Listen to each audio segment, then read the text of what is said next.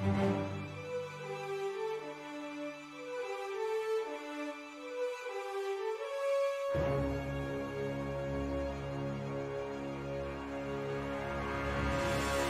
morning, everybody, and goodbye hair. It's time for Wake Up Missoula. I'm Scott Ramp, and I'm here to usher you into the weekend of March 18th. It has been a lot going on for sure, and I'm going to dive right into it right now. Things are looking more desperate in Ukraine as officials have confirmed over 1,300 soldiers have died in conflict with Russia. Of course, Russians have only confirmed about 500 troop deaths, and as of bombing of many Ukraine cities continue, peace talks seem to get further and further away. But of course, this was written on Monday, and I've noticed that even on more fluid things Thursday afternoon, Turkey actually kind of postured themselves as a mediator group between Russia and Ukraine to make sure that everything's moving smoothly. But of course, as of Monday, through this conflict, more than 600 Ukrainians have lost their lives and over 2.6 million people have fled their country. Through the weekend, Channel 4 News, I've been really watching Channel 4 News off of UK on YouTube. Great source of information. They had an interview with a Chinese official who was denouncing this war bluntly, but they weren't giving any kind of support. They weren't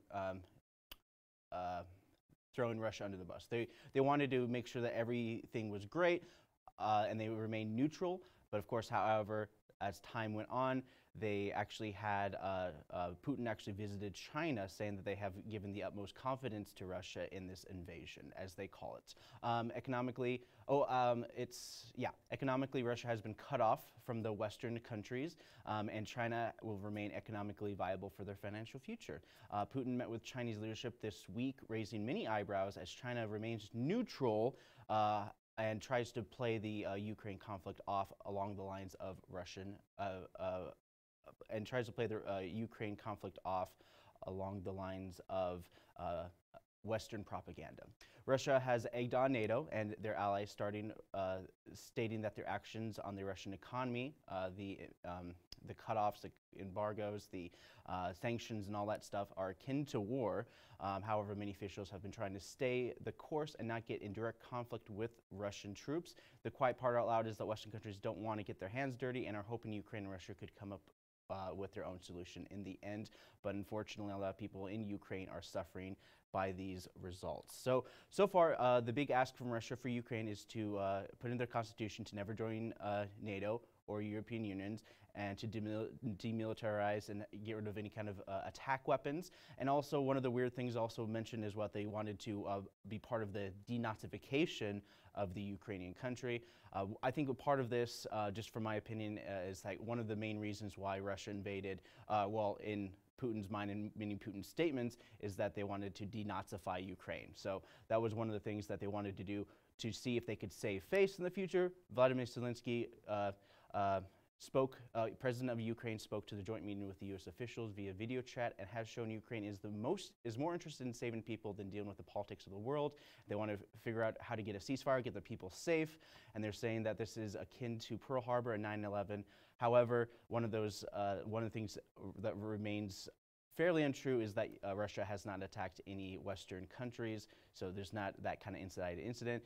If anything, in parallels to what's happened in the past, is the embargo that was put on Japan back into the 1930s, leading up into Pearl Harbor in the first place. So those embargoes, those sanctions, kind of thing, can really put us in a very awkward position with future connections with Russia. And so one of the things is that this is basically an isolated active war zone, and many Western countries are really trying to keep it that way, while at the same time trying to provide humanitarian aid and also $800 million worth of weaponry from the United States alone, just to help Ukraine fight this war against Russia. So war is such a government tool, and it's important to note that 50,000 Russians have been arrested so far in protest against this war. And you got to understand that the people in Russia are also slapped with this whole new law that was passed a week or so ago, basically saying that if they spread any kind of misinformation, they have a minimum of 10 to 15 years in prison for spreading this information. So when you think about that, you got to think about cutting some of the Russian people some slack, and know that some people who are trying to do good are being punished for it. Of course, not knowing what Russia is doing from the Russian perspective is dangerous because in terms of media outlets, RT television, all the information coming from Russia are completely just like cut off. But one of the good news is that VPNs are skyrocketing in those countries about 2,000%, if not more. NPR did a story recently, and VPNs basically stands for Virtual Private Network. It's a way for people to get VPN so they can watch Canadian Netflix in Uruguay or whatever. So part of this is to basically tell the system, the internet that you're going to, is that you're from another country. Hence, you don't have to deal with the blockage of the Russian internet, and they can see what is exactly going on in Ukraine. 80 million Russians have been banned from using Instagram, and many influencers in Russia have bid farewell to their followers. But the VPN may allow a glimpse into Russians' mindset as the war rages on. A major government-controlled Russian news outlet was interrupted by Maria Ozevnikova, an employee at the Channel 1 News in Russia, when during a broadcast opening walked behind the anchor with a sign denouncing the war and claiming Russia is lying to its people. Recently, she was taken into custody. At this point, people were very worried that she basically disappeared for 14 hours, and she was slapped with a $215 fine, which translates to about 30,000 rubles. Economically, Russia is really going downhill, and in many ways, they're asking if the Russian people want to be able to have this watch Netflix and all those other streaming services that basically cut off Russia alt-right, is basically to hack. They're encouraging Russians to hack to be able to get their entertainment. So it's interesting, and of course, I've been getting a lot of news from Channel 4 out of Britain, and I suggest this because they're really getting on the ground, they're really talking to the people, and then you see all the stories, and it's very heart-wrenching to kind of see. It's just very hard to deal with a lot of times. So, and American press has been covering it, but because it feels very superficial in their reporting and trying to cancel Putin and the Russian people, it just doesn't feel fair. And so far, our very own U.S. representative and former Office of the Interior. So Ukraine. It's crazy conflict, a lot of things going on, and things are always changing, but the one thing that remains the same is that the bombing is continuing, the people are suffering, and it's not going to stop unless we figure out the best solution to get things just kind of stopped and settled. It seems like things might be moving forward with this Turkey talk, with Turkey being the mediator, but that's just another a string of talks and empty promises that have been through the Russian people, the Russian government, and the Kremlin. So there's just a lot going on here, and I wanted to kind of end it right there. And I think that this is going to be a long, drawn-out fight, and it's just not going to end well for anybody. All right, so one of the things that's been happening in the news is that I reported this a couple weeks ago that Ryan Zinkin is being investigated for his services as Office of the Interior. And so far, one of the big things is that he allegedly he's being sued by a chapter of the NRA donor for not disclosing their donation of about $400,000. The Missoula Current reported earlier this week that Rosendale sought to get a lawsuit dismissed when over $400,000 of donations from the NRA weren't disclosed during campaigns. Money coming in must be declared. However, many of the things that even Trump and his allies have been doing is the concept of not campaigning, and it's a way of them campaigning without officially declaring their campaign, and it's a way to get donations, and they don't have to declare it if it's not for a campaign because they're not campaigning. So it is one of the loopholes that they've been exploiting. However, Rosendale walked the line because he was technically campaigning to get that $400,000, hence where we are today. The case to be dismissed comes down to how NRA groups were organized between chapters versus Gifford's group, which lacks the standing in the case because it was not harmed by this action. Okay, so this is a quote from the court response that even if the transfer enriched the campaign, Gifford has not suggested how this money was used to influence public opinion, and whether Matt Rosendale for Montana gained a competitive advantage over voters because of this alleged campaign finance violation depends on the unpredictable choices and actions of voters, and thus is speculative to constitute injury in fact. So there's, in many ways, unless they can prove without reasonable doubt that the Rosendale campaign acted illegally, may lead this money to be settled out of court, returned if they have a case. Other than that, it's just easy to do a quid pro quo type excuse. So that's kind of what's happening from our own Matt Rosendale. So one of the things that are happening in the city of Missoula, and I wanted to mention this as well, is that there's construction, there's always projects and bids going on, and one of the things that I wanted to mention is that Karis Park is basically on track to being revitalized along with the Higgins Street Bridge, and they hope to get this finished by mid to late spring, and earlier in November they said that they were ahead of schedule. So we can look forward to a summer out to lunch downtown tonight in the city of Missoula. Phase 1 improvements include the rebuilding of the amphitheater, flattening the Green Hill, rest in peace, following the installation of the infiltration gallery, widening the riverfront trail, additional lighting and electrical infrastructure, and upgrades to the entry points from the trail to the park. This is a true public-private partnership. The Missoula Town Borough Foundation has pledged to match funding from the city of Missoula. They plan to have this wrapped up by springtime. This brings me to the people's involvement within the city and their operations. Engage Missoula has been a tool for the city staff that have been putting out there for people to talk about various projects on the horizon, asking for their input from folks in Missoula. I'm going to bring up this web page for you guys, and it kind of shows you all the projects that are slated for the construction season, as it's called, and just a little taste. Geez, that stinks. I need to make sure that my computer is all hooked up and everything. There we go. So Engage Missoula, engagemissoula.com. It's a wonderful source for kind of seeing out rezoning ideas. You know, we have Greeno Heights subdivision and rezoning, Missoula redevelopment agency funding priorities. You get a nice idea of projects that are happening here in the city of Missoula and around the world. I'm not around the world.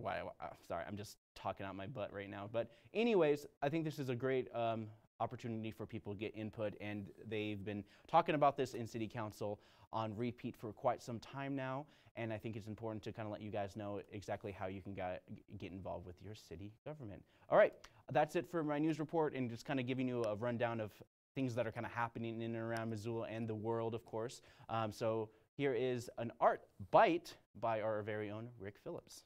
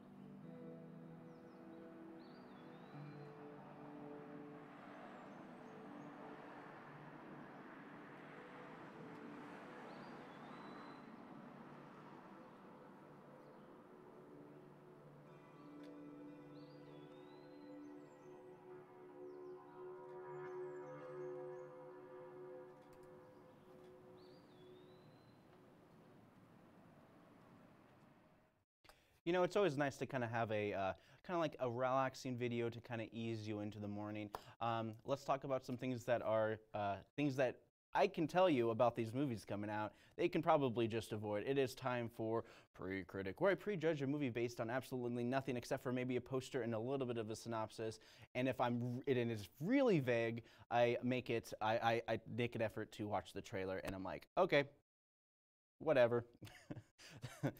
Kicking things off is X. So the whole idea of this movie is that they're trying to film a porno in Texas, and it's kind of like the Texas Chainsaw Massacre rules, in which you have a bunch of young, hot people, and then they just get caught up in everything. So it's kind of like that, but a group of filmmakers get more than they bargained for this found footage behind the scenes during a horror film. It's meant to be very meta, not like Scream, which is pretty meta, but anyways, this group is full of sex-positive youth, 20-something-year-olds, but it's based in the 1970s, which means they are going to die because no one hated teens more than 70s movies and 80s where exploitation turned deadly. And the making of all these kind of slasher horror films became so popular. So, old man, check. Sexy young 20-somethings, check. Texas, check, check. Come on now. Up next, we got a Uma, or Korean for mother. This psychological thriller puts daughter in direct conflict with her mother, and let me guess, they don't see eye to eye. The Americanized Korean girl must cope with her mother while trying not to become just like her. But she doesn't turn into a red panda, just like some kind of two-faced version of her. So anyways, watch Uma as she creates enough instability, causing the daughter and her own daughter's relationship to bringing it to the brink. But what do I know? I've only seen horror films so many times, so what do I know about this movie? Up next, we have The Outfit. Following a tailor and some mob bosses in a period piece, something about retaining one's own core values against a corrupt group who would rather you see you dead than stand up for anything. I think that summed it up nicely, and with a little bit of reverse Stockholm syndrome, the bad guys aren't all bad. Whatever happened to those movies where the bad guy were just the bad guys? Anyways, I'm just guessing here on that point. Up next, we have what I call the quote-unquote speed round, where, let me just adjust here. Okay, gotta stretch because this is gonna be fast. So pay attention closely because I'm not gonna say it again. Kicking things off is Cheaper by the Dozen remake. When you have too many kids and they decide to blend it with another person with too many kids, hilarity in this remake imaginary movie without Steve Martin, which was a remake of another movie of a patriarch of a movie. Anyways, Jujutsu Kaisen 0, yes, or How to Watch Anime About Fighting pandas. Hey, you had me at panda. Always a good sign when a panda. Enjoy a movie about a kid who loses a childhood crush only for that childhood crush to be an evil ghost that gives him supernatural powers. It's pretty common in Japan. Alice. So basically, if slavery was gaslit into this young woman, she finds out and she gets revenge on the people who enslaved her. It's like, okay, everyone has seen and or always forever loved these kind of revenge flicks. Then we have Where is Anne Frank? I hate to break it to you, but this movie will ignore that horrifying reality for a wonderful journey of discovery and the horrors of being in Nazi-occupied Amsterdam. That's where Anne Frank's from, just so you know. Netherlands. All right, countdown to Kirby continues. It is exactly 1 week away from that video game Kirby, one of the more popular games out there. We're going to get another 3D World Mario ripoff. You know, nice platformer, the whole idea. They've basically been a flat 2D platformer for until now. So yeah, it's been like, come on, let's do it. Anyways, all right, here, let me look at my notes. All right, so anyways, watch Kirby rescue Waddle Dees because they are not trying to destroy Kirby or whatever. Hey, make the enemies the victims. I mean, most characters are introduced in Kirby, and Kirby's are enemies. All right, so that does it for Pre-Critic. That was a rough ending, but I have another fun video for you guys. It's from a John Wayne movie from 1934, so it's definitely in the public domain. It's called The Lucky Texan, in which I redubbed over it. Don't worry, my John Wayne is pretty good. Going to the bank, going to the bank, gonna deposit. Huh? Where am I?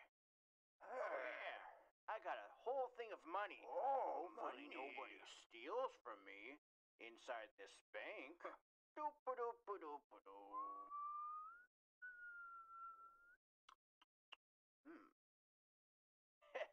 I'm a prospector.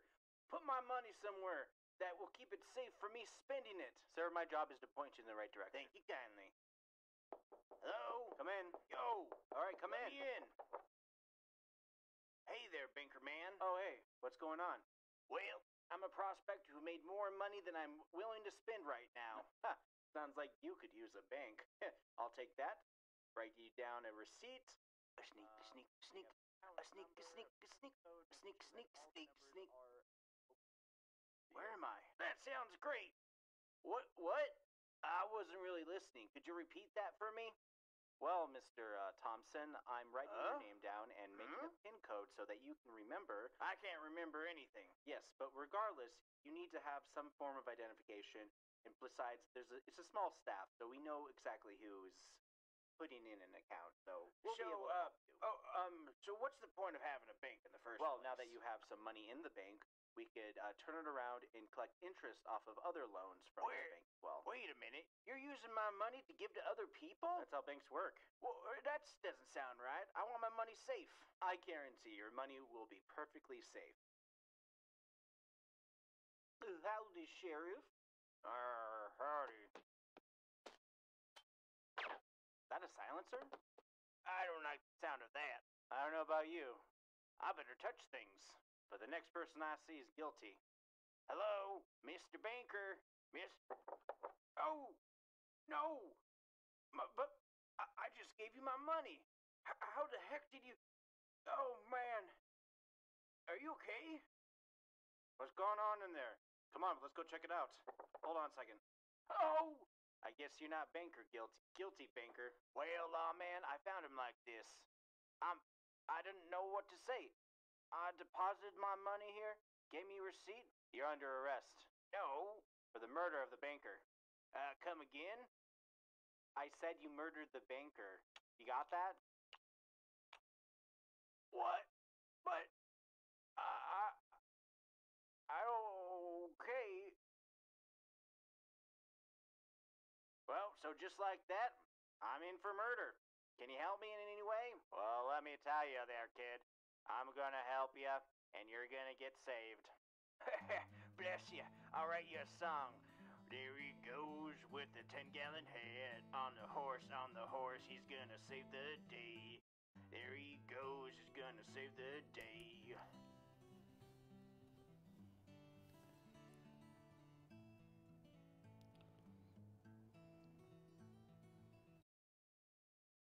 Well, I would say that that song is on par with Little Nas X. Moving on, let's talk about some city council stuff. Hey, we had a long meeting. We had a bunch of stuff. I have a lot of stuff to talk about. Let's dive right in.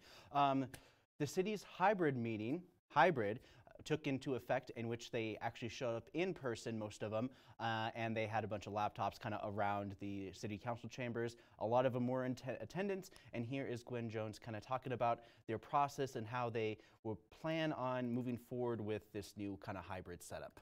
Some of us are in chambers as we are starting to work through the technology to figure out how to do hybrid meetings for the future. So this is our first attempt, and we'll see how it goes tonight. Yep.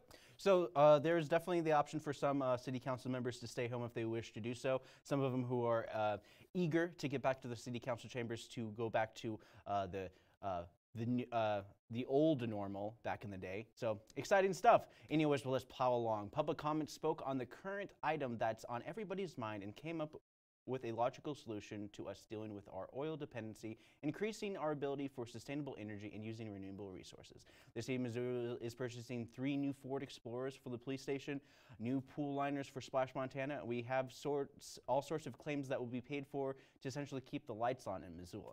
The Greeno Park Heights, which has been rezoned for 20 residential lots, but the biggest move is the approval of the Marshall Mountain Master Plan. So Sandra Vasica talks about this endeavor and how she is very curious about why Missoula is investing in this. I have been really torn with this, but after reading the copious amount of pages of the surveys that were conducted, there was this one page in the Parks, Recreation, Trails, and Open Space Needs Assessment, so the PROS survey in 2018, and only 28% of respondents supported the city purchasing more land, while 37% supported improving, renewing, or restoring features that already exist. And so since the Marshall Mountain is not even within city limits, I think that we should spend all the more money on maintaining what we currently have before we go down an endeavor to purchase this large mountain. I know that this is just for the master planning contract, but I personally feel that if we vote yes on this, that is essentially approving the purchase of the mountain.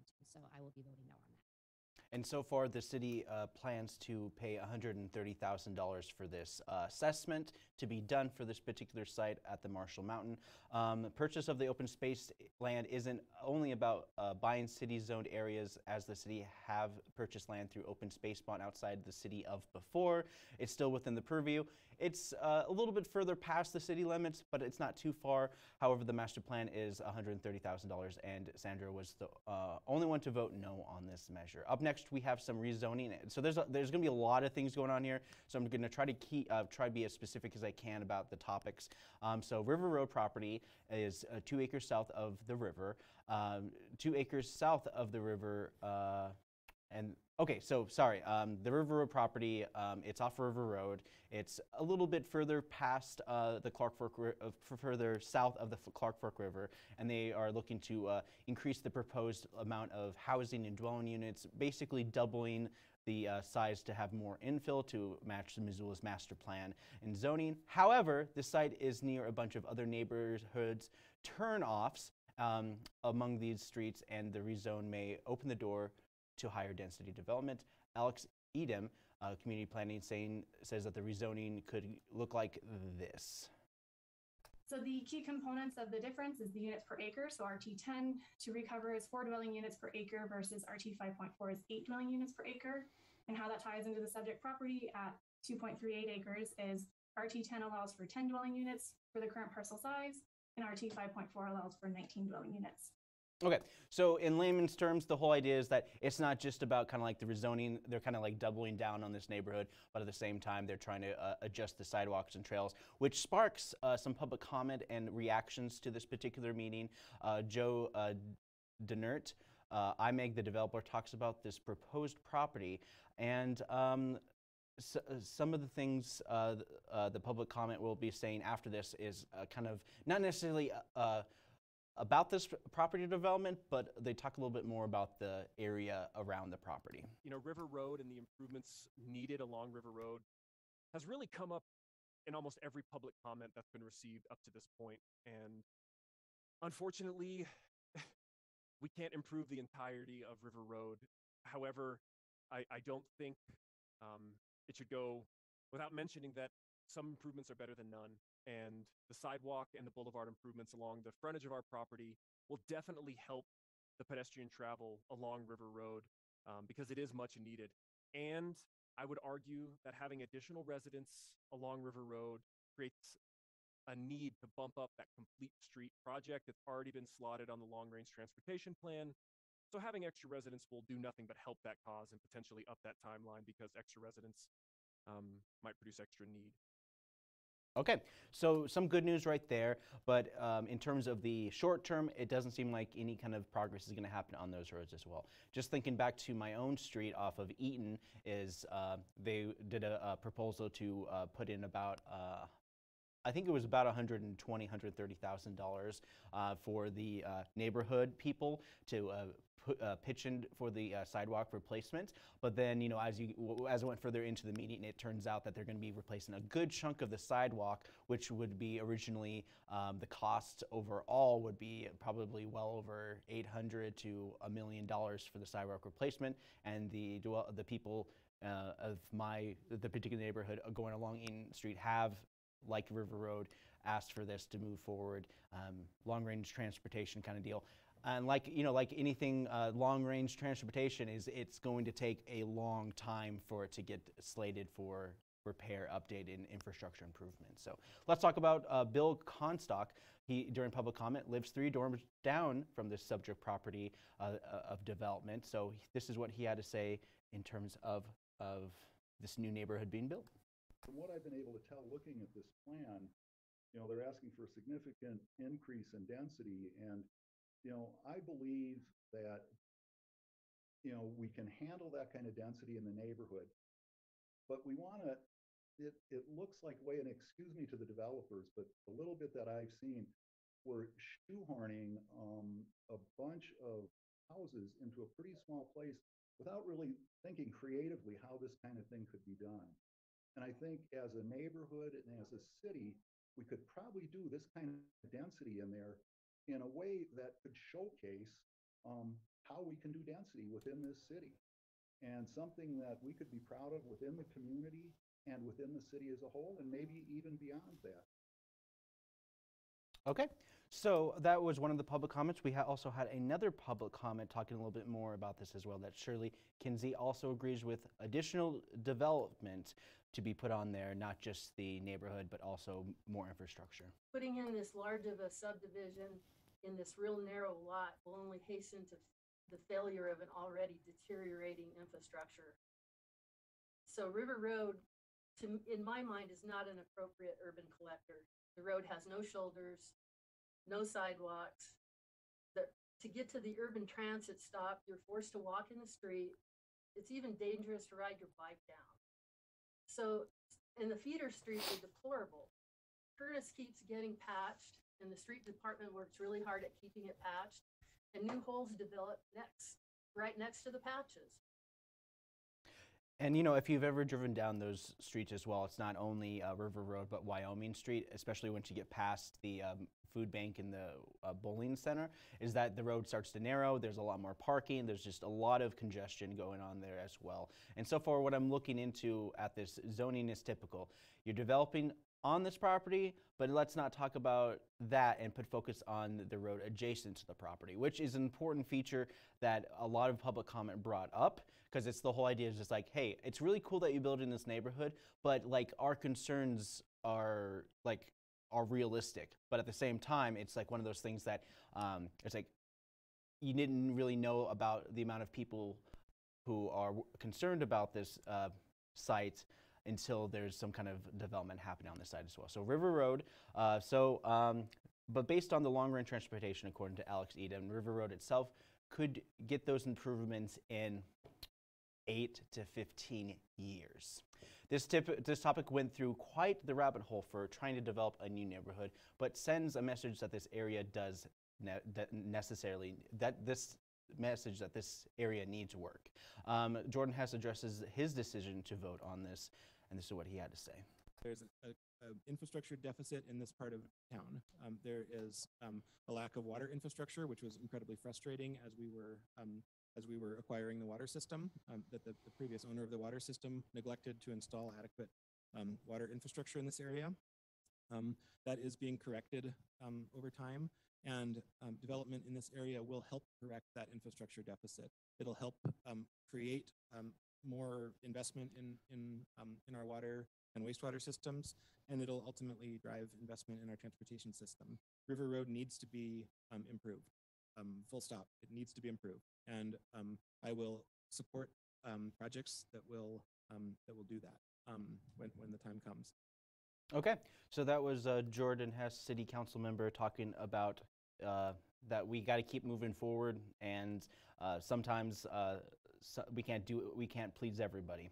So many council members echoed Jordan's sentiment towards the development and took a break in the middle of the meeting and came back to vote in favor of rezoning this area, 10-2 for that, and most in favor of the variances allowing for certain adjustments for sidewalk sizes, road width, and turnarounds for this site. The meeting was very long, but pretty much stuck to River Road, and you guys can check that out on the City Council's meeting as well on their YouTube, MCAT's video on demand, and of course the city's website. All right, so I'm going to jump right into Committee of the Whole, and one of the things that has been stigmatized is the JEDI program. The whole idea is this justice, equity, diversity, and inclusion, hence JEDI acronym in our neighborhood council. Ashley Brittany talks about JEDI from JEDI. This work has been happening for a while, but really formalized last year within approving funding through the fiscal year 2022 budget, specifically $150,000 from ARPA funds to grow and sustain JEDI principles, really helping us redefine how government works, driving cultural transformation, and helping us design equitable services. You'll see at the bottom of each of these slides, Dalton has included a part of a related piece of our strategic plan. So here we say we share a commitment across departments to equity and social justice as an ongoing practice to measure effectiveness. Okay, so one of the things, the idea behind JEDI is to kind of promote equity and try to build gaps and try to fill in some of the cracks that some folks in the community tended to fall through. George Floyd, the whole deal with that, all that going on there was one of the precursors to help launching the Jedi program, which is kind of based out of many different other communities like California. I think we took a lot of stock from them as well. Sandra Fasica from City Council was not having it, and she was very concerned about how we are throwing away taxpayers' money. So ARPA funds, those are the American Rescue Plan funds. So those are because of COVID. And I don't think that this resolution was because of COVID. I think that this was something that was in the works before that. So I think that this is a misuse of taxpayer dollars, because even though that they're federal taxpayer dollars, they're still taxpayer dollars. So I'm really frustrated by that. And, you know, honestly, we have more women on council. We have more women-owned businesses. We're not struggling. I mean, like, I don't know. I thought that we were all equal now. I thought that race and gender did not matter anymore. And yet with this study, it means that race and gender do matter. And it's the most important part about your identity. And I don't think that's true. I thought that your integrity, your worth, your value was the most important part about your identity. And I disagree with this wholeheartedly, but I know it's going to pass anyways, but I'm going to vote no. But because it's going to pass anyways, depending on the time commitment, I would like to be involved in the study because I want to be part of it. Okay, so that was Vandra Vasika from City Council, and one of the things that it was definitely one of the many things that was brought up by some public comments, some people coming forward with this. But Ashley responds and talks about the use of Jedi when it came to poverty and the economic challenges brought on from COVID. It wasn't something health related, but it was related to economic health as a result of COVID. So this is what Ashley said. Initial trainings that we went through actually with Consilience was directly related to low income folks. And we know that Missoula and Montana have higher poverty rates than the nation has. And the workshop was called The Social Determinants of Empathy. So it really didn't have to do with race or gender in any way, but it did have to do with low-income folks trying to access services within the community and some of the barriers that they might experience to accessing some of those services. So whether it's taking public transportation or not having a way to get to an appointment, not having a phone to answer to accept an appointment, and really just looking through some of the services that we provide. Okay. Yeah, so there's definitely a lot of information that needs to be out there for a lot of people to know, and this Jedi program is a way for people to teach the teachers in a way. It's a program in which we can fully look into some of our own low-income poverty in Missoula, which frankly, Missoula, it's fairly laughable just to kind of think about how, like our housing prices have increased like exponentially just within the last year, and it only took that for us to see a major shift in our minimum wage and up in the wages in our community as well. So there's just a lot of stuff going on, and one of the biggest challenges for the folks is helping them find the right resources.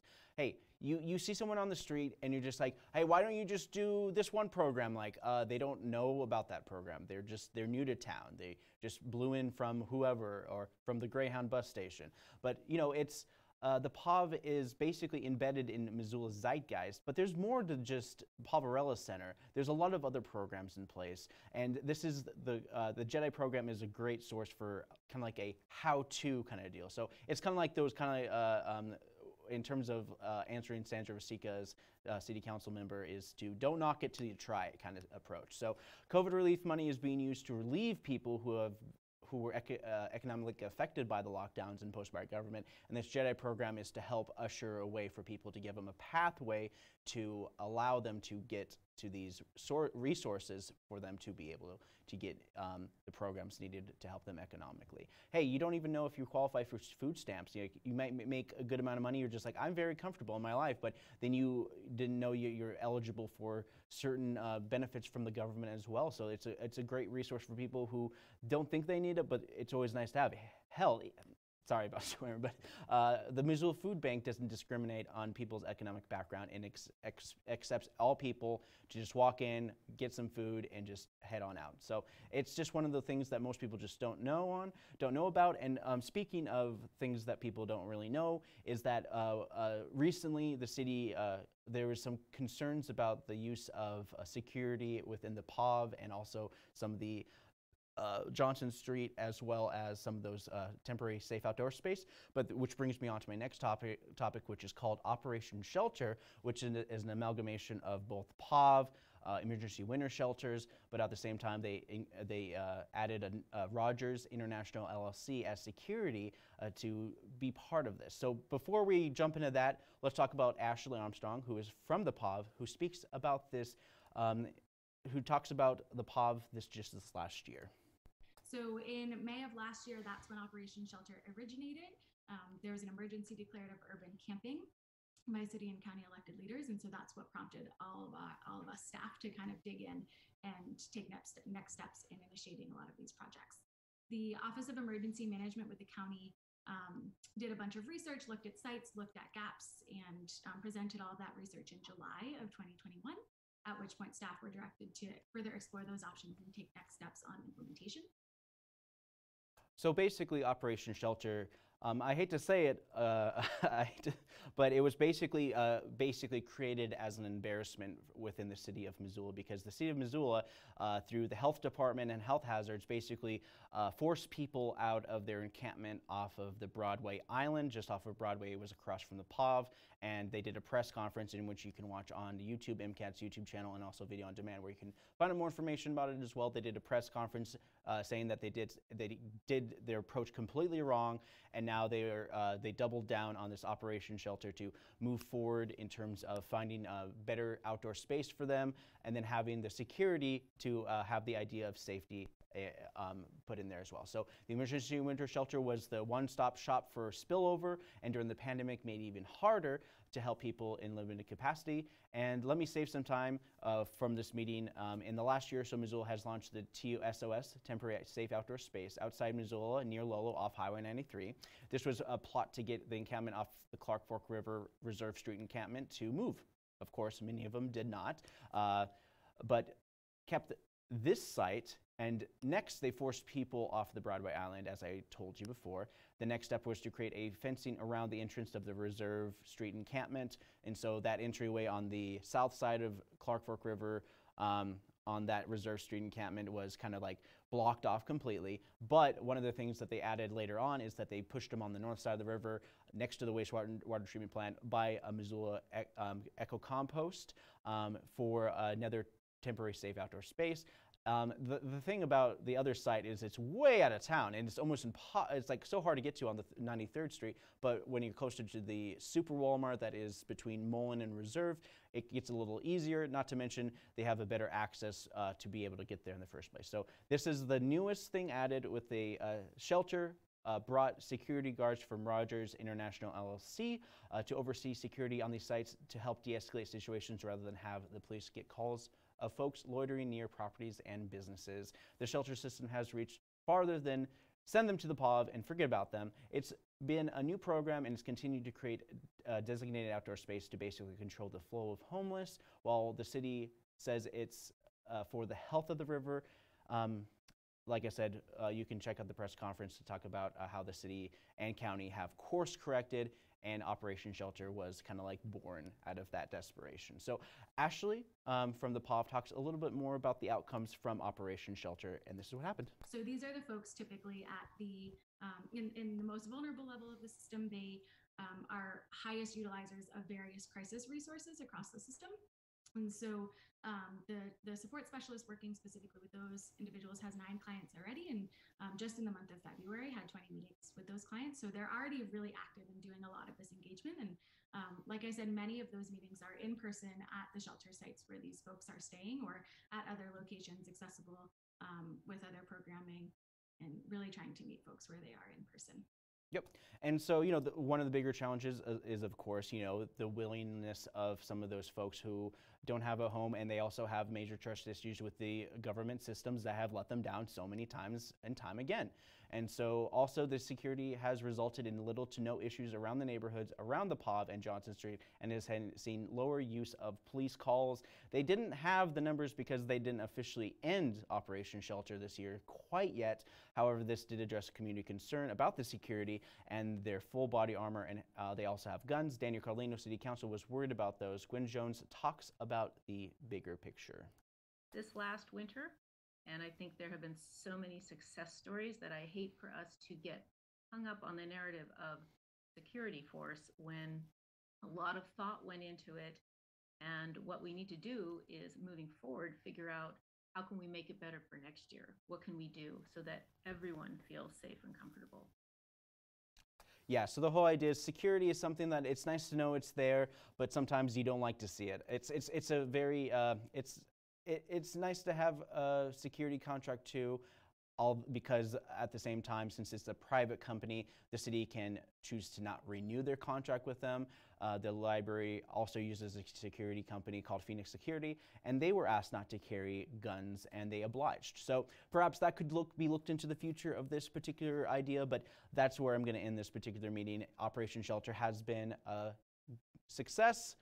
And has continued on the connectivity between emergency shelter and also those temporary safe outdoor space, which was launched from the, I believe, Sovereign Hope Church and Missoula United Way of Missoula. So there's just a lot of great things happening in the city of Missoula. One thing that's not great about Missoula is that we're producing 1.1 million emissions of CO2 in the atmosphere from 2019, and that was what Parks and Conservation talked about, and that's what I'm going to talk about with Parks and Conservation. Public Works, this one I cannot miss because it has been following the Missoula-Mullen build project for quite some time, and they have hit a kind of a stopgap because funding. Hey, when you're trying to build a 54-acre sized brand new neighborhood, costs get more and more expensive, especially with inflation and everything that's going on here. And this meeting is to reassess and to get some more money put into this development to match the build project funds. And here is Jeremy Keene talking about it.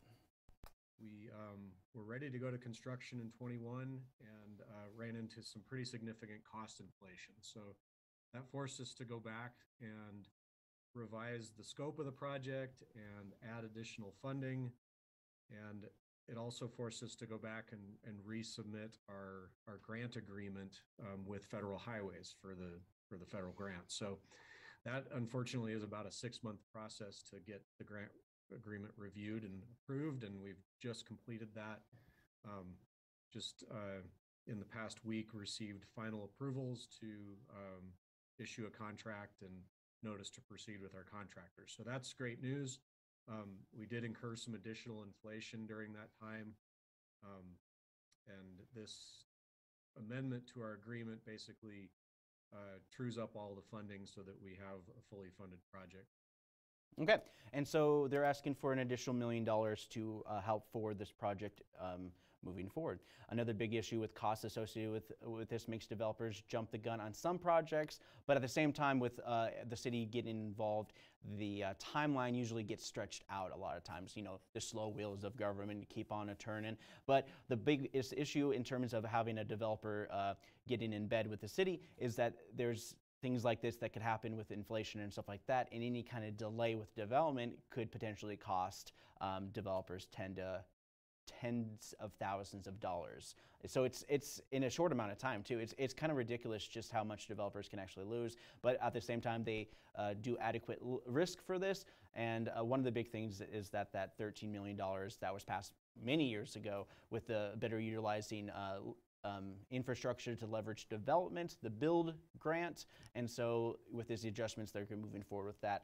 And not to mention, hey, you're building on farmland, former farmland in the Missoula area, and so Logan McInnes, engineer with the water company, talks about the water and sewer infrastructure, and this is what he had to say. So just overview of the build utilities. So again, the build grant did not include any funds to pay for the utility. So in order to make the project work, the utilities are willing or agreed to provide, the interim financing, but those funds would need to be repaid by latecomer fees from the developers that are going to use the water and sewer mains and services. So the water and sewer mains and services will be financed initially with revenue bonds secured by the utilities. The utility costs that we're going to ask developers to pay, they'll include, the actual bid items for water and sewer that are running through their property. And then, proportionate percentages of design, engineering, permitting, and some costs relative to acquiring these revenue bonds. So not asking them to pay interest, but there's just some closing costs basically that would be included. So in layman terms, you don't expect your rates to increase, which is one of the things I definitely want to harp on.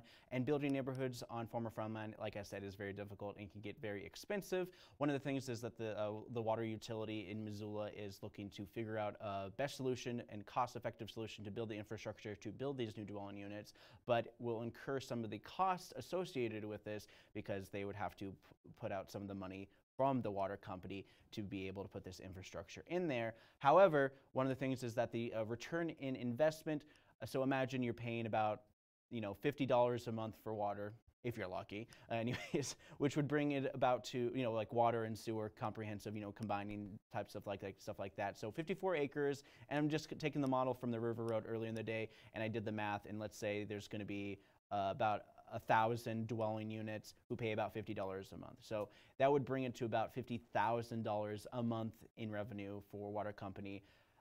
However, like I said, the utility is going to put the risk on their own, and any cost will be put on them on the utility in the end. So the water utility, which is owned by the city of Missoula, mind you. All right, so water company, also if the water company breaks even, that's considered a success. Okay, so there's a lot to this meeting, and I'm going to end it right there because it feels like I'm just getting started, but man, I'm just getting finished. So if you want to learn more information about this and more meetings, you can go on to the city's YouTube channel. You can subscribe to them, City of Missoula on YouTube. You can also go to MCAT.org for video on demand services. But then again, you can go to ci.missoula.mt.us. You can look up meetings and more. You go here. I always click on Meetings tab. You have two different versions of it. You have the list view and the calendar view. I would suggest use the calendar view, and you guys get to see all the meetings, past, present, and future agendas. So you get to see a nice spread of meetings and more, and I suggest you guys check that out if you are interested in getting involved with some government here in the city of Missoula. So there is a lot more to talk about today as well. We don't have any of our workshops this afternoon. Is the 18th, and our coordinator or person who hosts these is out today, so MCAT is not really doing anything today. MCAT, of course, is doing our Saturday drop-ins every Saturday from about 1 to about 3 p.m. You can show up early, you can show up whenever, but the curriculum usually starts around 1, and it's a good time for kids to do some stop animation, get involved with MCAT, what it's all about, and it's a good way to kind of gauge their creativity and challenge them to just be better storytellers. Yeah, I would have just said creativity again. But as we go into the weekend, I'm happy to say that we have a good amount of kids in our spring break camp program next week. So from 10 a.m. to 3 p.m., MCAT will be hosting a Spring Flicks camp.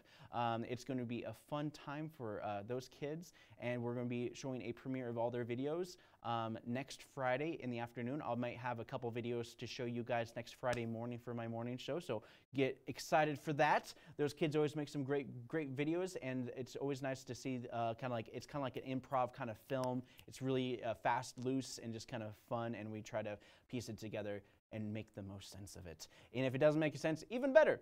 All right, so that was my pitch for Spring Flicks next week.